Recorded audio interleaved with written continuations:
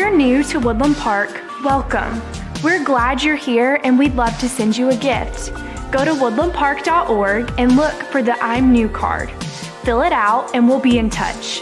Thanks for joining us.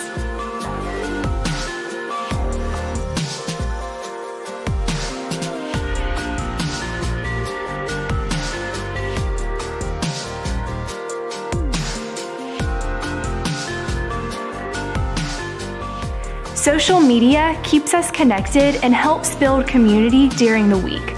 Don't miss any content. Subscribe to our YouTube channel, find us on Facebook, and follow us on Instagram.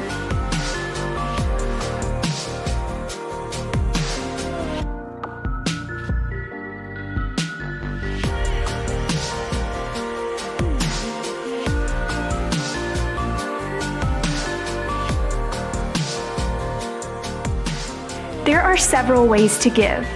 You can set up a one-time recurring gift online, send a check by mail, and even give through texting. Just head to woodlandpark.org and look for the giving card.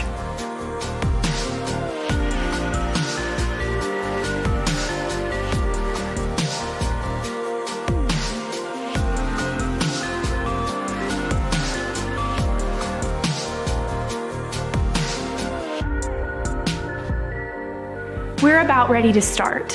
Here's what's coming up. First, we'll spend some time in worship. The lyrics will be on the screen so you can sing with us. Then we'll hear the next message in our current series. To wrap up, we'll share some next steps for the week ahead. All in all, we'll be together just under an hour. Thanks for joining us as we encourage surrender, equip believers, and engage our world for the glory of God.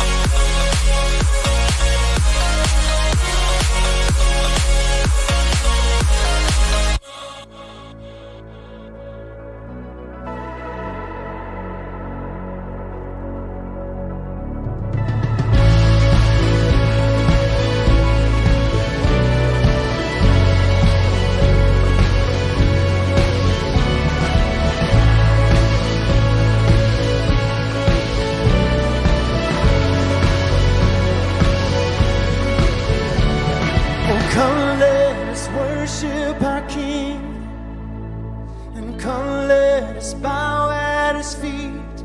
He has done great things. Oh, see what our Savior has done, and see how His love overcomes. He has done great things. He has done great things. Oh, hero of heaven, you conquer the grave. You free every captive and break every chain. Oh God, you have done great things. We dance in your freedom, awake and alive. Oh Jesus, our Savior, your name lifted high. Oh God, you have done great.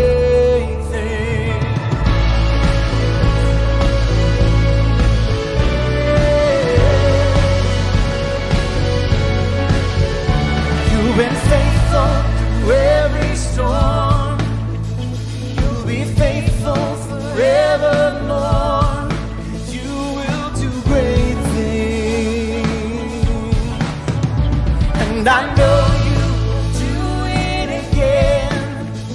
For your promise is yes and amen. Oh, you will do great things. God, you do great things.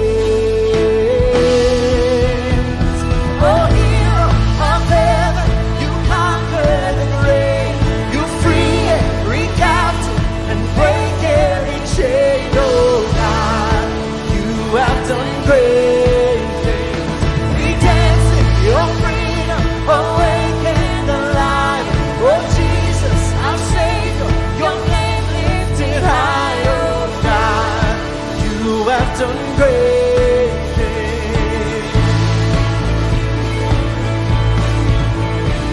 say hallelujah, God, above it all. Hallelujah, God, unshakable. Hallelujah, you have done great things. We say hallelujah, God, above it all. Hallelujah, God, unshakable. Hallelujah, you have done great things.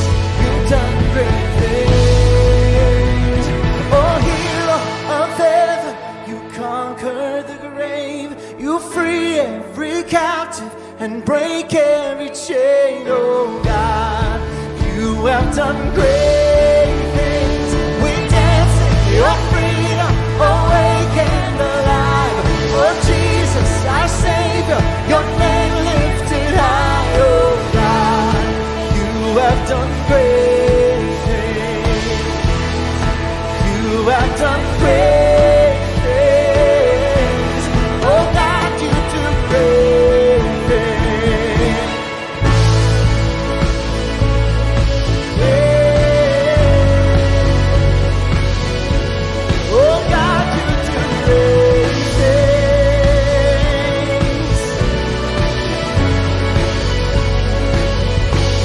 Oh, God, you do great things.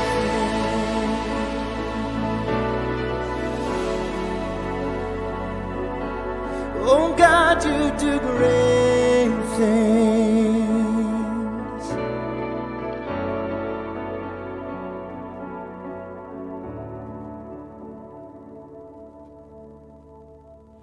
Welcome to Woodland Park. I'm Stephen.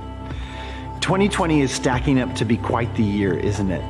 Coronavirus worldwide, devastating tornadoes in Chattanooga, horrible racial crimes, riots, unrest, and rage over injustice, and opinions all over the map. Many of us, including myself, have said things like, I can't wait to see this year in the rearview mirror, or has anyone tried unplugging 2020 and plugging it back in again? Instead of fast forwarding or restarting, I want to encourage you to lean in and to praise. Praise is not escape or denial. It's not ignoring the circumstances around us. Yes, praise is a response to God's character and His activity, but it's also an intentional decision to acknowledge the sovereignty and the power of God in every situation. When we train our eyes to look to the Lord, to who He is and what He's done, when we rehearse the gospel and the good news that Jesus came to deliver our world from sin and all the devastation it brings, our perspective begins to change. Today, you may not feel like worshiping. Don't let your emotions or lack of emotion keep you from it. Number one, because God has not changed. He is worthy of praise. And secondly, because it helps us see. In Exodus chapter 15, Moses led the people of God in a song of praise for his deliverance. The entire nation sang along. Who is like you, O Lord, among the gods? And who is like you, majestic in holiness, awesome in glorious deeds, doing wonders? Friends, we can join their song today. Different circumstance, same God, same deliverance. Sing with us.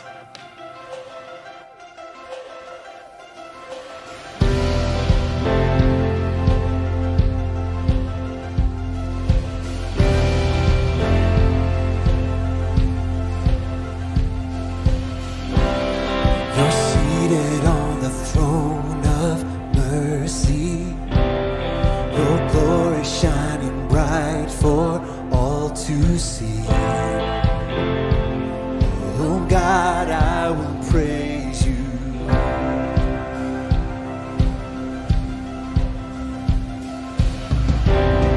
Magnificent with grace unending, you rescue us with love that never fails. Oh God, I will praise you. Who is like the Lord, strong in battle? Who is like the Lord, mighty to save? Who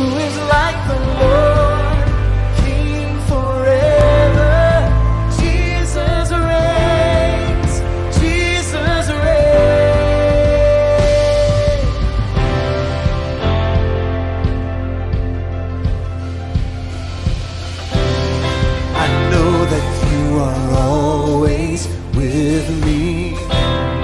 Your presence goes before and goes behind. Oh God, I will praise you. Who is like the Lord, strong in battle? Who is like the Lord, mighty to save? Who is like the Lord, King forever? Jesus reigns, Jesus reigns. Who is like the Lord, strong in battle? Who is like the Lord, mighty to save? Who is like the Lord, King forever? Jesus reigns, Jesus reigns.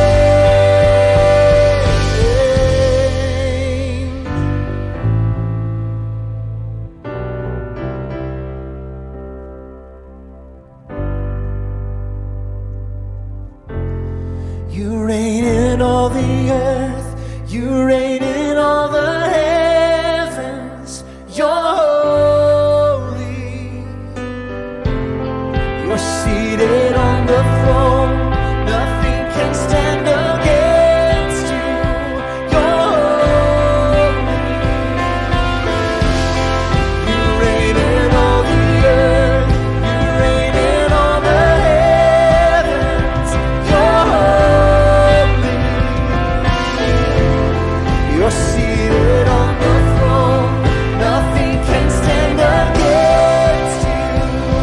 Lord, who is like the Lord, strong in battle? Who is like the Lord, mighty to save? Who is like the Lord, King forever? Jesus reigns, Jesus reigns. Who is like the Lord, strong in battle? Who is like the Lord, mighty to save? Who is like the Lord, King forever?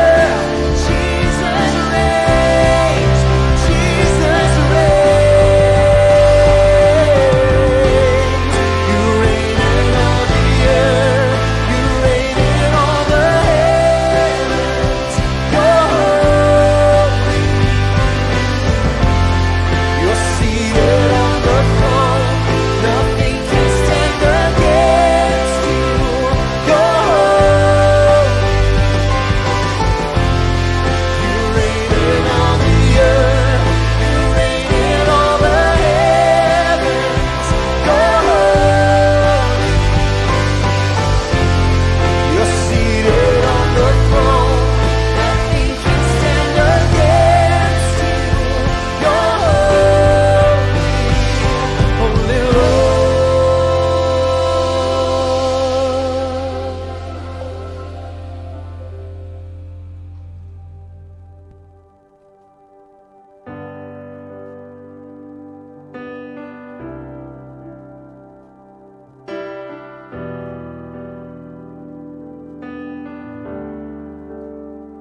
How great the chasm that lay between us. How high the mountain I could not climb.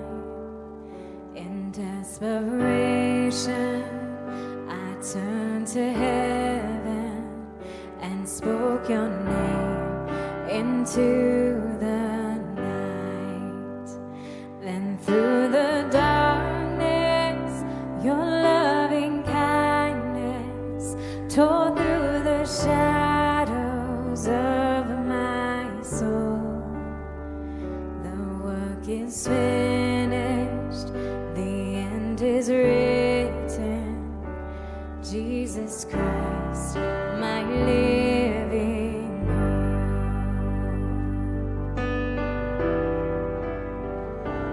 Who could imagine so great a mercy? What heart could fathom such boundless grace? The God of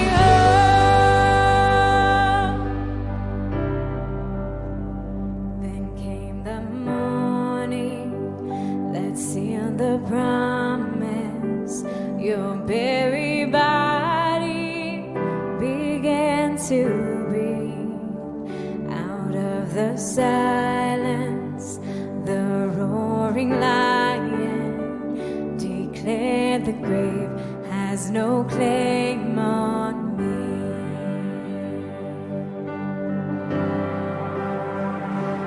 Came the morning that sealed the promise, your very body began to breathe. Out of the silence, the roaring lion declared the grave has no claim on me. Jesus, yours is the victory.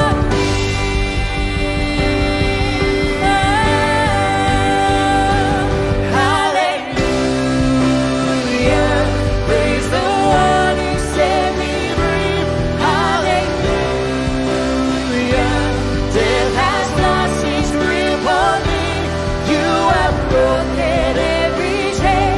There's salvation in your name, Jesus Christ, my living hope. Hallelujah, praise the one who set me free. Hallelujah, death has lost its grip on me. You have broken every chain. There's salvation in your name, Jesus Christ, my living hope. Oh, God, you are my living hope.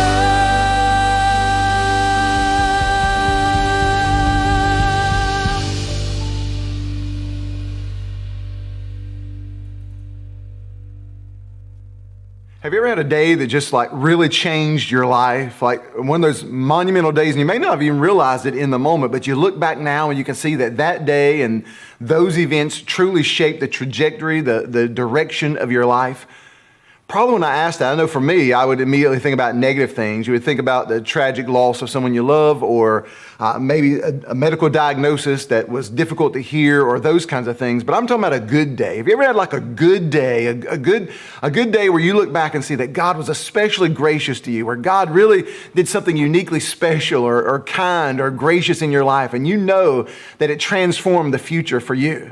I had that kind of day, and I remember it many years ago. I was a teenager at my home church in St. Paul's, North Carolina. Now, St. Paul's is a town of roughly 2,000 people. It was, at least at the time, and I was at a small church in a small town, so we knew everybody.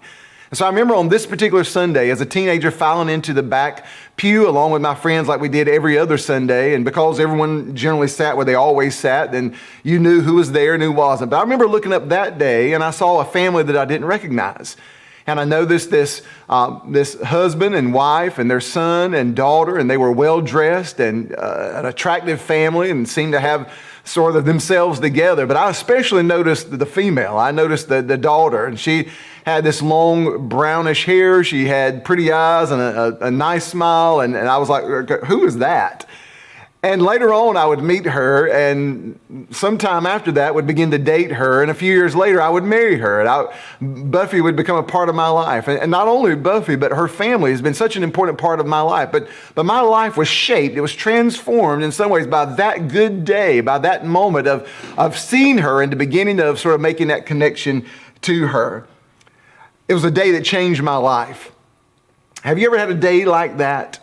Now, last week we began this Ruth series in Ruth 1, and Ruth 1 sort of left us with a lot of questions at the end. Ruth 1 introduces us to this family that had to leave Bethlehem among God's people to go to Moab amongst a more challenging people who had been enemies of God in the past. But because of famine amongst the Israelites, this Hebrew family had to go to Moab. And while they're there, the husband dies, and then later the two sons die and leave Naomi, the wife, and her two daughters-in-law, Orpah and Ruth, on their own, childless widows with no seeming hope for the future, no real security.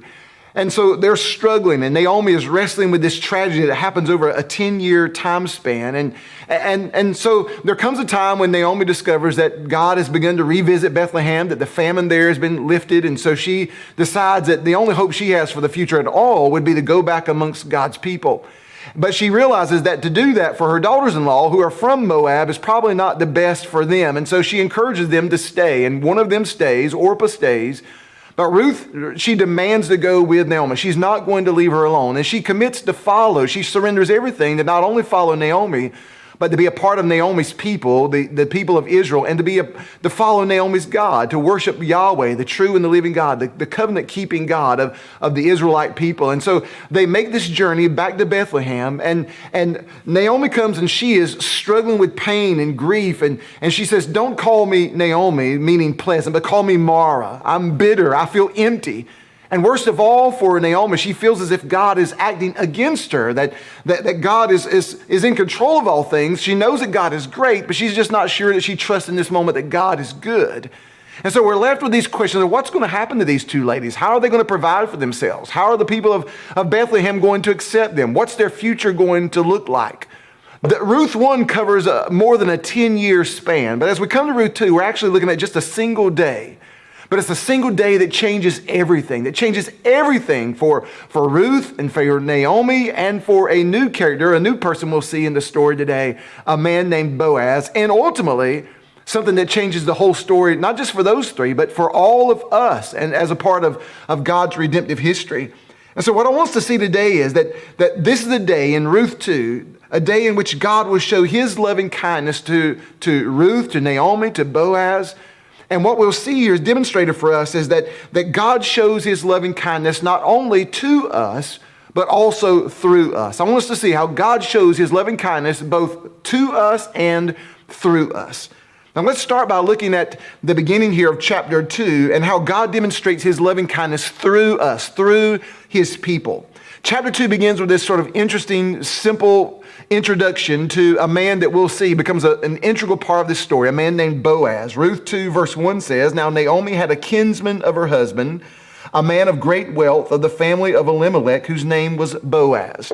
So right off the bat here in chapter 2, we're told two things about Boaz. One, he's kin to Naomi's dead husband's family. Somehow he's kin to Elimelech.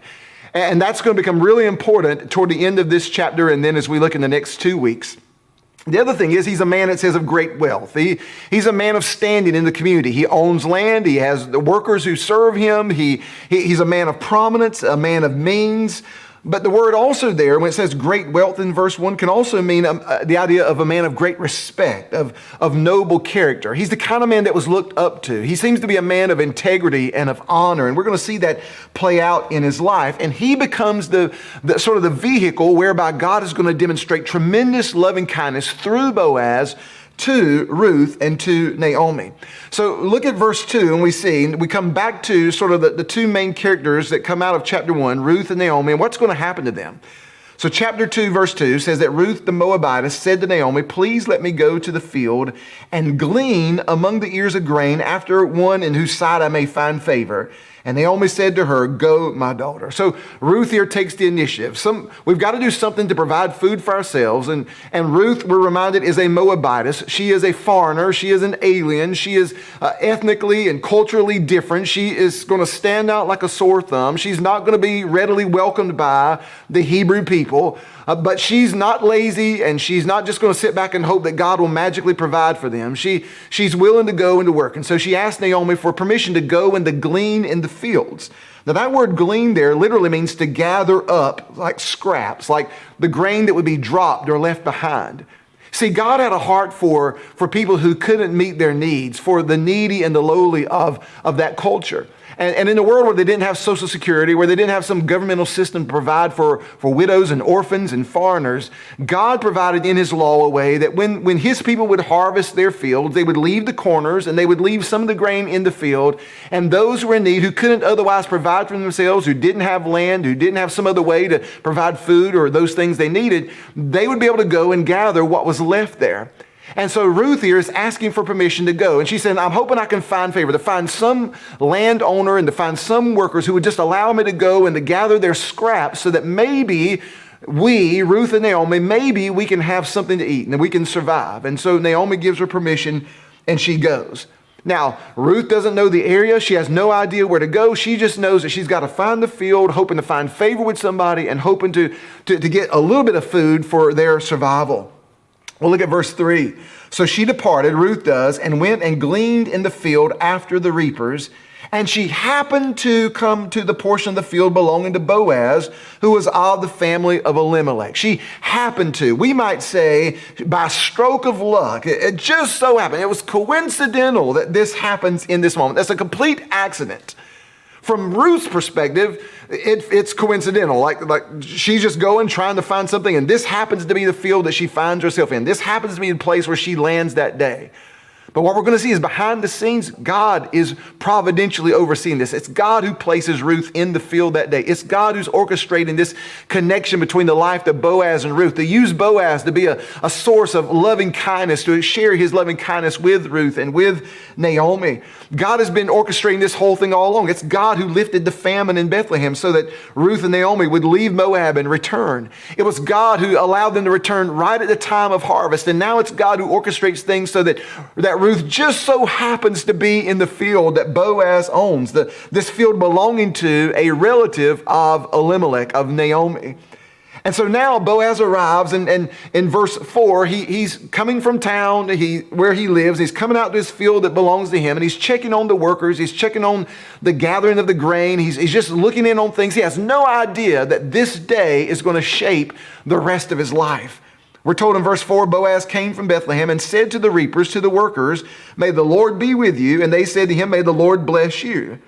And then Boaz said to his servant who was in charge, sort of the foreman of the reapers, "Whose young woman is this?" Boaz looks out, and there's somebody out there that doesn't look like the other ladies, who doesn't fit in with the rest of the crowd, someone that Boaz has never seen before. And he says, "Who is that? Like, who does she belong to? Who is she serving? Who might she be engaged to? Who sent her here?"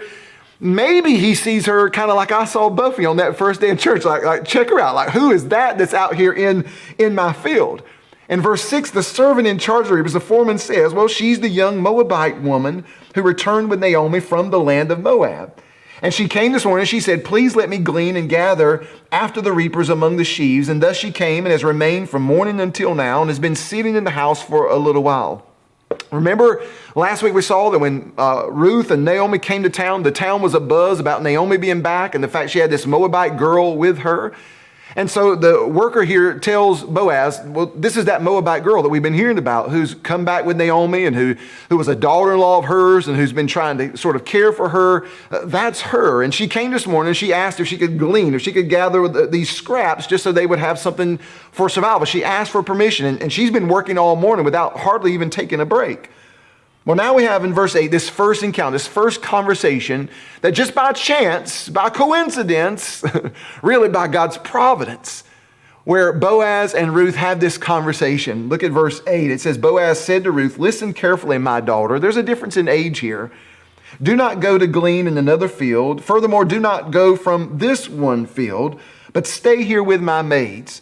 Let your eyes be on the field which they reap, and go after them. Indeed, I've commanded the servants not to touch you. When you're thirsty, go to the water jars and drink from what the servants draw."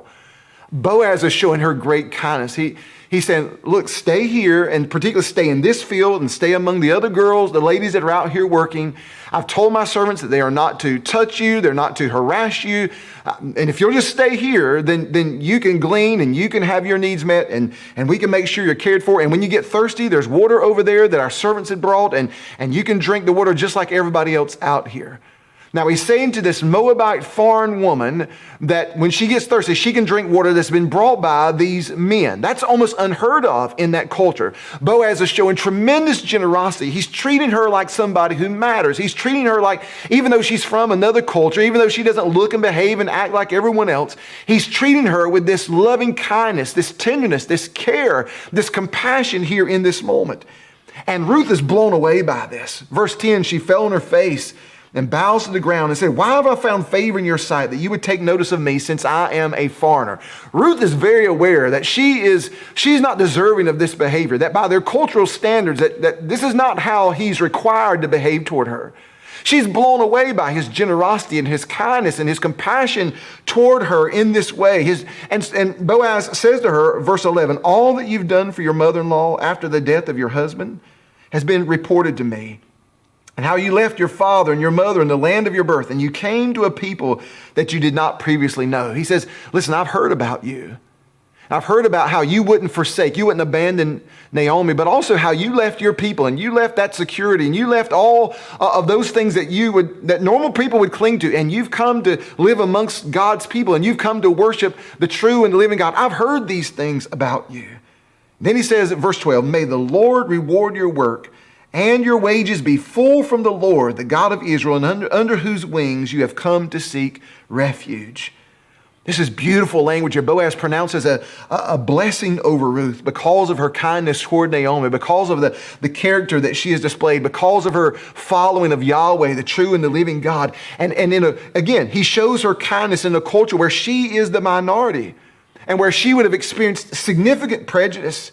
And he prays that God would stretch out his wings, if you will, like a mother hen stretching out her wings over her babies to protect them and to provide for them and to care for them. He prays that the true and the living God, the God of the Israelite people, that Yahweh would stretch out his wings over her and protect her and care for her.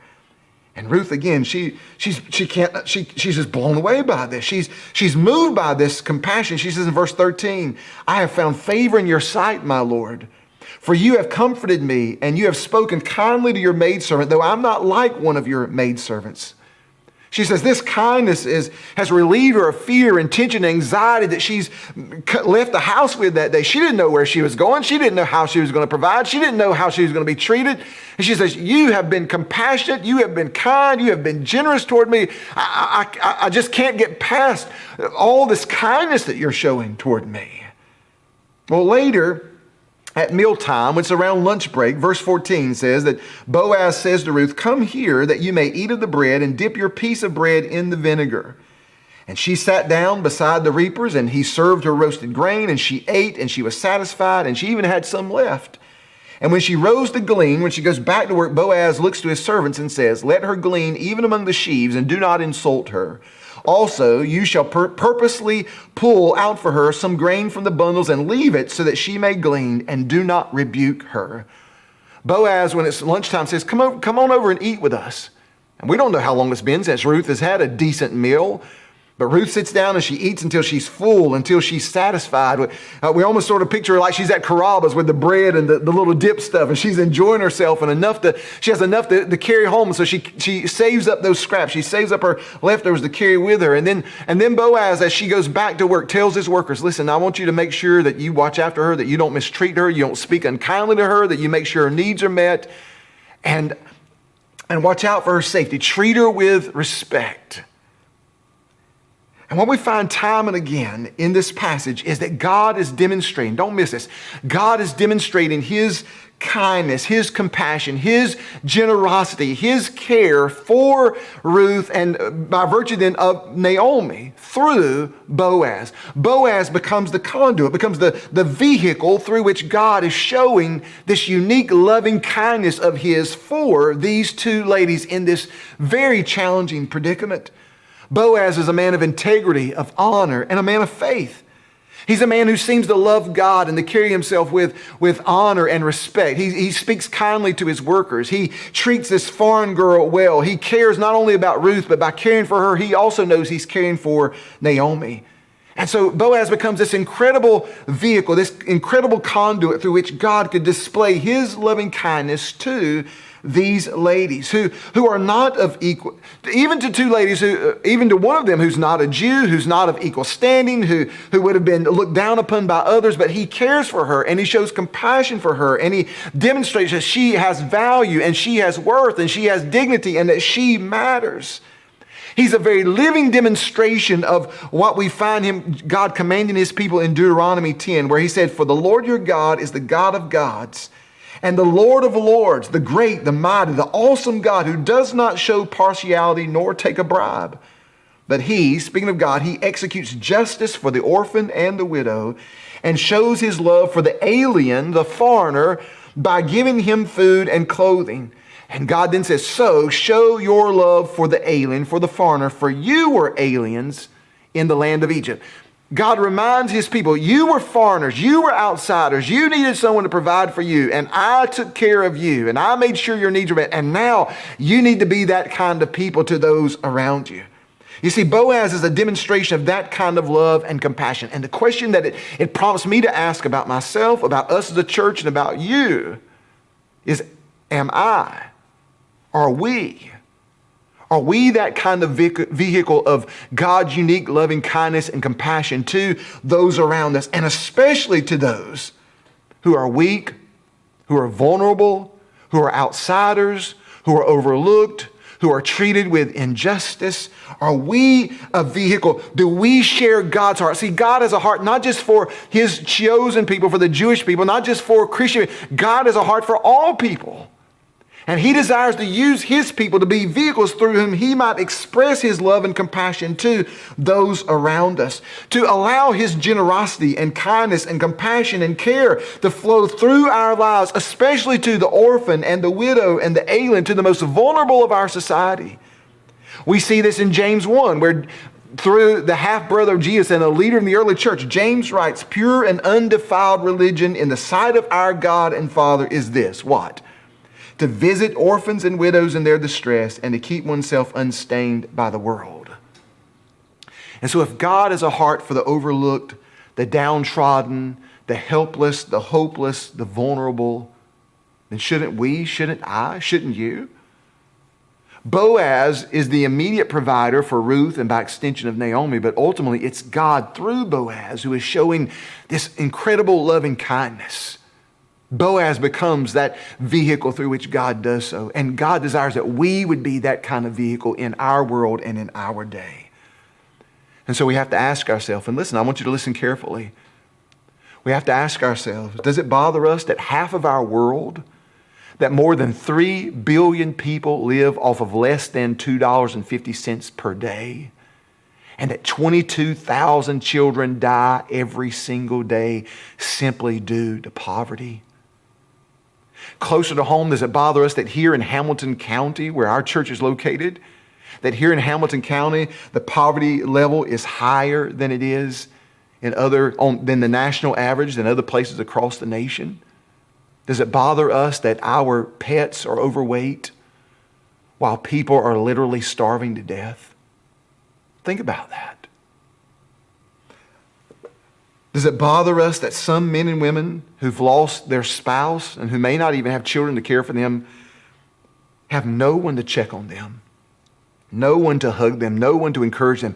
Men and women who may live from week to week off of government support, finances, just living check to check, hoping to survive, who may go weeks and weeks without a single hug or a meaningful touch, unless somebody intervenes to love them in that way, to let God use us in that way.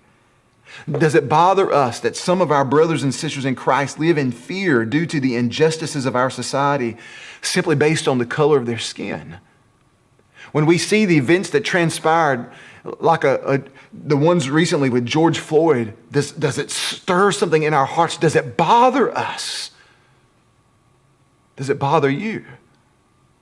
When we hear someone speak with a different language or accent in our culture, do we roll our eyes and puff out our chest with some sort of strange, twisted American pride? Or do we consider the hardships and struggles that that person may have faced in a foreign land, who's now here and who may have no source of security, who may have no sense of support around them?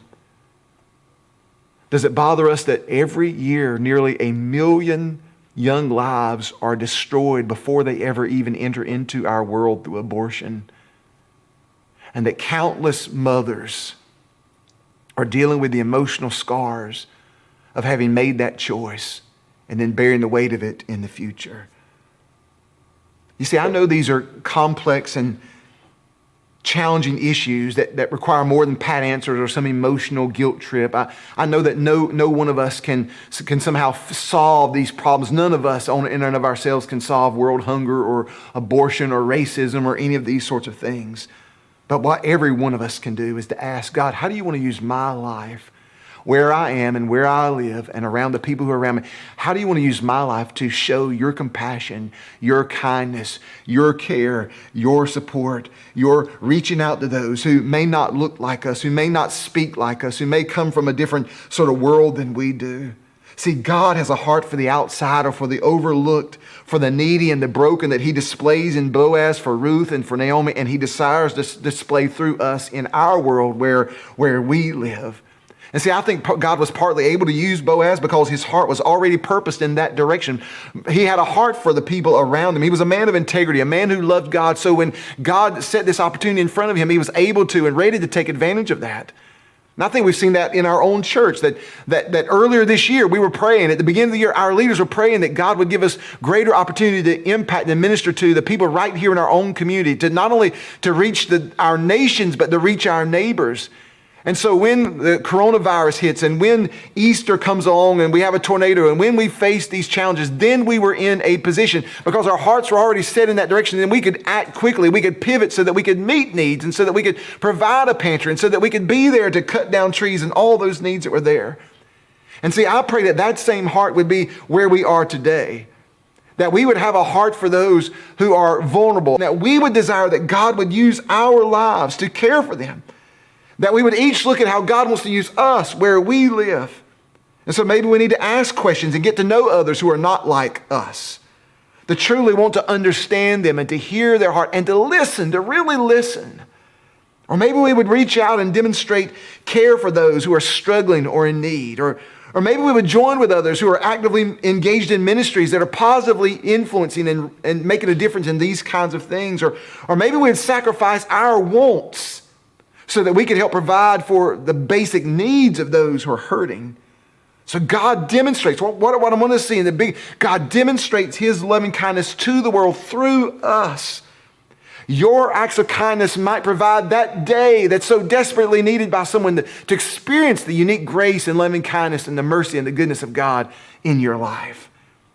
So God not only demonstrates his loving kindness through us, but then secondly, and we'll do this quickly, notice how God demonstrates his loving kindness to us.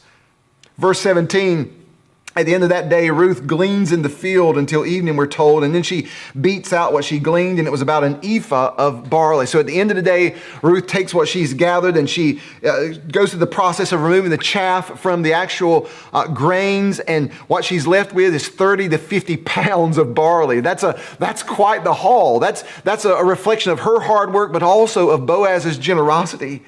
And so now the scene shifts back to the city. Ruth has been out working in the field, and now she's going to go back and she's going to share with Naomi. Now, Naomi doesn't know. When Ruth left that morning, Naomi, all she could do was pray that Ruth would be safe, that she would find favor with someone, that she'd be able to find food. She has no idea what that's been like. So imagine what it's like when in verse 18, Ruth takes up this bag of this 30 or 50 pound bag of barley, and she returns to the city, and her mother-in-law saw what she had gleaned, it says.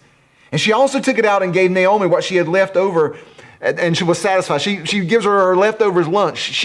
Ruth doesn't hide it for later for herself. She receives this blessing from God at the hands of Boaz, but then she desires to be a blessing herself to Naomi. In verse 19, Naomi said to Ruth, "Where did you glean today? And where did you work? May he who took notice of you be blessed." Like, how did you come home with this kind of haul? Who showed you this kind of kindness? She's, praise God, would bless the man who would do so even before she knows who it is. And then we have this climactic moment where Ruth says, she told her mother-in-law with whom she had worked and said, "The name of the man with whom I work today is," drumroll, "Boaz." The man we were introduced at the very beginning of the chapter. A man of means, a man of prominence, a man of integrity, a man who happens to be kin to Elimelech, Naomi's late husband. And Naomi now realizes the significance of this supposed chance encounter, that look what God is doing. And she breaks out in spontaneous blessing. Verse 20, Naomi said to her daughter-in-law, "May he be blessed of the Lord, who has not withdrawn his kindness to the living and the dead." And again, Naomi said to Ruth, "The man is our relative. He is one of our closest relatives, or some translation, he is our kinsman redeemer. Then Ruth the Moabitess said, furthermore, he said to me, you should stay close to my servants until they finish all the harvest, till the whole harvest season is done.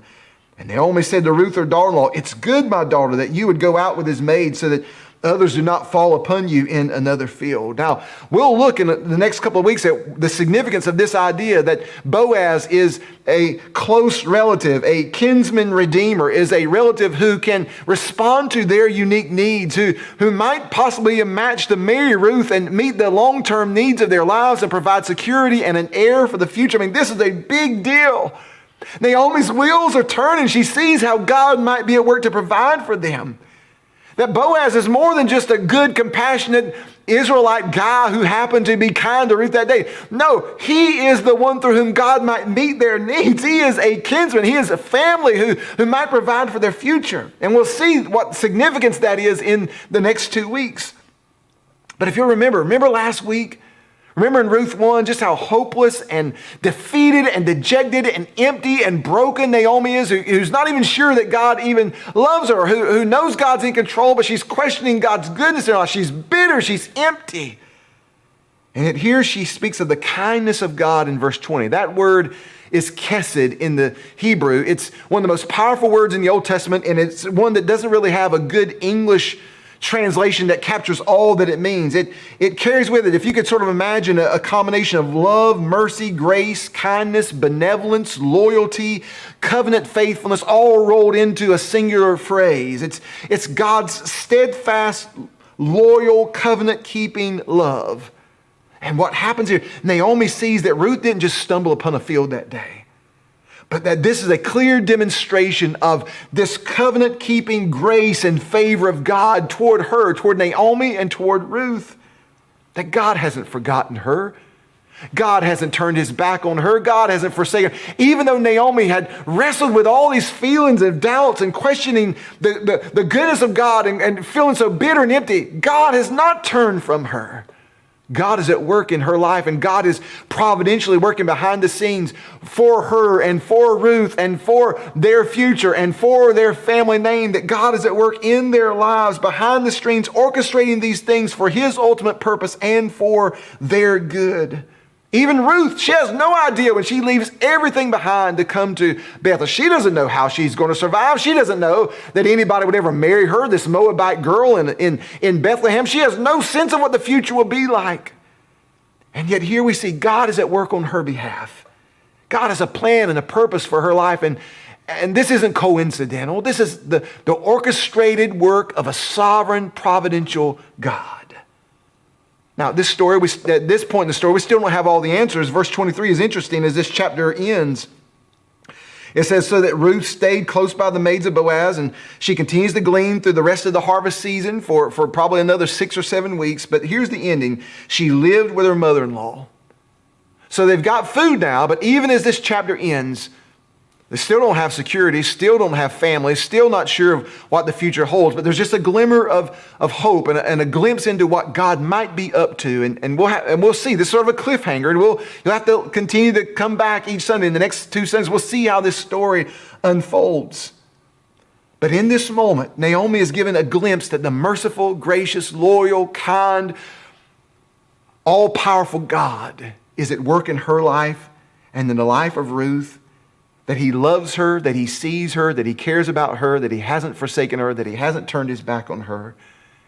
See, it's one thing to see God at work in the lives of other people, but it's another thing when you really believe that he's at work in your own life. And for the first time in a long time, Naomi, her vision is cleared and she can see God at work. Ruth and Naomi are going to rest their lives under the wings of God, using Boaz's language, under the wings of that mother hen to provide them warmth and protection and care. They're going to trust that God is in control, that God has a plan. And when we know that God will provide for us in the way that Ruth and Naomi are coming to understand, then we can find our ultimate satisfaction in him. And we're free to live our lives for the gospel and for the love of those around us. When you look back over your life and take inventory, if you'll think about it as you're listening right now, I'll guarantee you can see those days and those moments in your life where God has been good to you, where God has been at work, where at the moment it may have felt like luck or coincidence, but it was actually God at work for His purpose and plan for your life. And maybe you can look back today and see that, and you can trust that if God has done this before, He is at work doing that now and will be in the future, and you can trust Him. And see, when you trust Him, when you rest in Him, when you rest under His wings, if you will, then you don't have to spend your life focused on what you can get, what you can achieve, what you can accumulate, what you can gain for yourself. You can give it all away for the sake of the purpose of God and His glory and His desire and His will for your life. Ruth surrendered everything to follow God, and God honors that by providing for her and directing her even when she couldn't fully see it. My prayer is that we would rest in knowing that God is at work behind the scenes in these circumstances, in your life, in your situation today, right now. God has not forgotten you. God has not looked past you. God has not given up on you. God is at work behind the scenes in your life for His purpose and for your good. And therefore, you don't have to worry today about how you're going to provide for yourself and stress and fret and be anxious over it. You can trust Him. He cares for you, and He provides for you, and He expresses His loving kindness toward you, but not just for you. He's showing His loving kindness to you so that in turn you might, as we saw in Boaz, might in turn demonstrate His loving kindness to others. Because God has a heart not just for us as His people, but for all people. And He desires to demonstrate His loving kindness for all people through us, through you, through me. Friend, at the end of the day, we're all Ruths, aren't we? That when it comes to the kingdom of God, the truth is that His kingdom and His holiness are such that we're all outsiders, we're all outcasts, we're all powerless, we're all in need of favor of one who can meet our needs and who can give us life. My prayer today is that we would run to the one who can satisfy our every need, who pursues us, is generous towards us, and satisfies the deepest longings of our hearts in a way that nothing in this world can, who calls us to come and to find our satisfaction and life in Him, the one who sacrificed everything, even Jesus, who gave His very life so that He could give us life and that we could find satisfaction in Him. For some of you, that may be a renewed surrender, including a surrender that God, let me be a conduit of your loving kindness to the world around me. Break my heart over the things that break yours. Let me be moved by what I'm seeing in the world today and in our culture today. Let me be moved and have a heart for the vulnerable, for the hurting, for those who are treated unjustly. Let me listen. Let me get engaged. Let me get involved. Use me, Lord.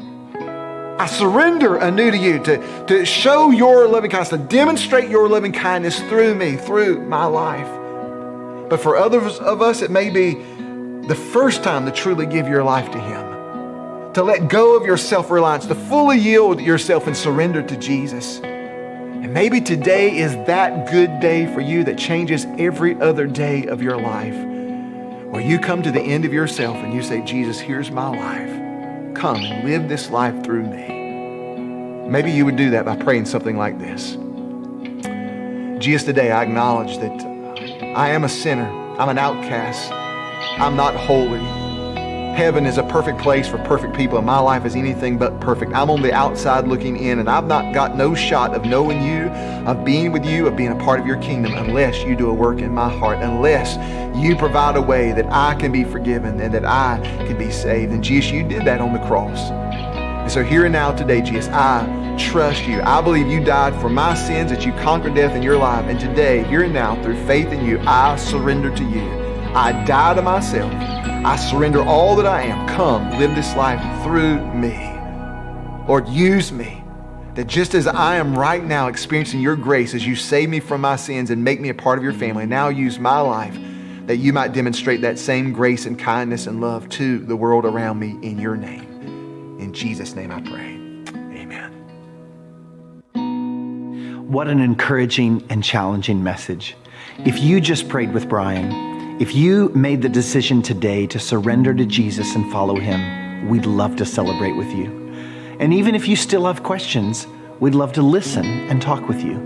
Go to our website, look for the card that says, I'm new, fill that out, and we'll be in touch. And for all of us, How will we respond? How will we think or act differently because of what we've heard today? As a follow-up to these messages in Ruth, we're filming some informal conversations and posting them throughout the week. They're designed to help you think through application in your own life. Look for these on social media in the days to come. You're probably aware of our tentative plan to begin regathering on site for weekend services 2 weeks from now on Saturday, June 20th and Sunday, June 21st. We are excited to see you face to face, even if part of your face might be covered. Can I be honest? We have wrestled with this decision. Navigating the past several months as a church leadership has not been easy. It's like nothing we've ever done. But along the way, we keep trusting the guidance of our good shepherd, the Lord Jesus. He will not fail his church. This past week, we sent a survey to help us know how to plan. And let me just tell you, the majority of your responses were filled with words of encouragement and grace. Woodland Park, thank you. You have made this season a joy for your leaders, not a burden. It's been an honor to serve you during this time, and though it will be different, it'll be really different, we truly cannot wait to welcome you on site. As we wrap up, I want to thank you again for your faithful giving. Your generosity enables the work of ministry here in Chattanooga and around the world. Visit woodlandpark.org/give. Until next time, may the Lord bless you and keep you. The Lord make his face to shine upon you and be gracious to you. The Lord lift up his countenance upon you and give you peace.